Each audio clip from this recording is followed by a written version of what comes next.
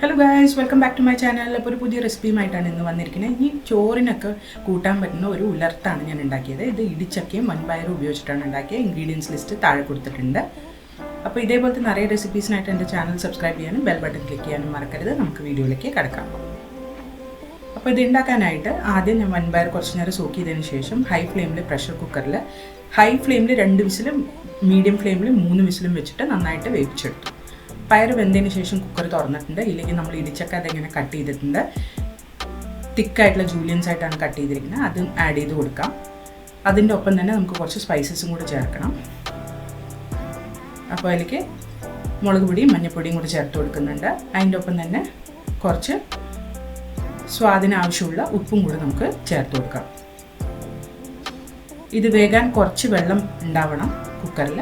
ഇനി ഇത് നമുക്ക് ഒന്ന് വേവിച്ചെടുക്കാം. ഞാൻ വെള്ളം കുറവായതുകൊണ്ട് കുറച്ചും കൂടി വെള്ളം ഒഴിച്ചു കൊടുക്കുകയാണ്. ഇനി ഇത് തിരിച്ചും ഹൈ ഫ്ലെയിമിൽ നമുക്ക് അടച്ചു വെച്ചിട്ട് ഒരു വിസിലിന് കുക്ക് ചെയ്തെടുക്കാം, പ്രഷർ കുക്ക് ചെയ്തെടുക്കാം. അപ്പോൾ എല്ലാം ഒന്ന് നന്നായി മിക്സ് ചെയ്തിട്ടുണ്ട്. ഹൈ ഫ്ലെയിമിൽ വെച്ചിട്ടുണ്ട്. ഇനി ഒരു വിസിലിന് ഇതൊന്ന് കുക്ക് ചെയ്തെടുക്കാം. ചക്ക ഒന്ന് വെന്ത് വരാൻ വേണ്ടിയിട്ടാണ്. അപ്പോൾ അത് അടച്ചു വെച്ചിട്ട് കുക്ക് ചെയ്തിട്ട് വരാം. അപ്പോൾ ഇനി വേറൊരു പാനിൽ മീഡിയം ഹൈ ഫ്ലെയിമിൽ ഞാൻ കുറച്ച് വെളിച്ചെണ്ണ ചൂടാക്കിയിട്ടുണ്ട്. അതിലേക്ക് ചതച്ചെടുത്ത ചെറിയുള്ളി, വെളുത്തുള്ളി, കരിവേപ്പില ഇട്ടിട്ട് നമുക്കിതൊന്ന് നന്നായിട്ട് ബ്രൗൺ ആവുന്നവരെ മൂപ്പിച്ചെടുക്കണം. അപ്പോൾ നന്നായിട്ട് ഇളക്കിയിട്ട് ഒരു ലൈറ്റ് ബ്രൗൺ കളർ വരുന്നവരെ കുക്ക് ചെയ്തെടുക്കുക. അതിന് ശേഷം ഇതിലേക്ക് ഇടിച്ച ചുവന്ന മുളക് ആഡ് ചെയ്ത് കൊടുക്കുക. എരിവിന് അനുസരിച്ച് നിങ്ങൾ അത് അഡ്ജസ്റ്റ് ചെയ്യുക. ഇനി ഇതൊന്ന് മൂപ്പിച്ചെടുക്കുക. ഇത് കരിഞ്ഞു പോകാണ്ട് നോക്കണം. ഒന്ന് ലൈറ്റായിട്ട് മൂപ്പിച്ചാൽ മാത്രം മതി. ഫ്ലെയിം വേണമെങ്കിൽ ഒന്ന് കുറച്ച് വെച്ചോളൂ. ഇനി ഇതിലേക്ക് ലേശം ഉപ്പ് ചേർക്കേണ്ട. ഈ ഉള്ളിക്കും മുളകിനൊക്കെ ആവശ്യമുള്ള ഉപ്പാണ് ഞാൻ ചേർത്തത്.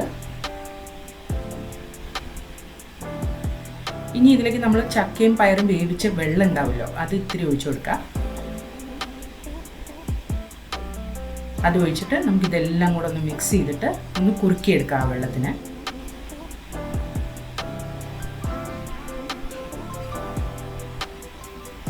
ഒരു 2-3 മിനിറ്റ് നേരത്തേക്ക് ഇതൊന്ന് മിക്സ് ചെയ്ത് ഇതൊന്ന് കുറുകി ഒന്ന് വറ്റി വരണം. അത് വറ്റി വരുമ്പോൾ നമ്മൾ ഈ വേവിച്ച പയറും ചക്കയും കൂടി ഇതിലേക്ക് ആഡ് ചെയ്ത് കൊടുക്കാം. എന്നിട്ട് നന്നായിട്ട് മിക്സ് ചെയ്യുക. ഉപ്പ് വേണമെങ്കിൽ ഈ സ്റ്റേജിലൊന്ന് ആഡ് ചെയ്ത് കൊടുക്കുക.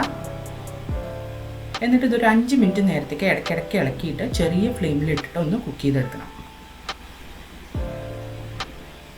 അപ്പോൾ ഇതാ വെന്ത് എല്ലാം ഒന്ന് കുഴഞ്ഞു വന്നിട്ടുണ്ട്. ഇതാണ് ഇതിൻ്റെ കറക്റ്റായ പാകം. അപ്പോൾ നമ്മുടെ ഉലർത്ത് റെഡി ആയിട്ടുണ്ട്. ഇത് സൂപ്പർ ടേസ്റ്റിയാണ്. അപ്പോൾ എന്തായാലും ട്രൈ ചെയ്ത് നോക്കിയിട്ട് കമൻറ്റ് സെക്ഷനിൽ അറിയിക്കുക. അടുത്ത പ്രാവശ്യം ഒരു പുതിയ റെസിപ്പിയുമായി വരുന്നവരെ ബൈ.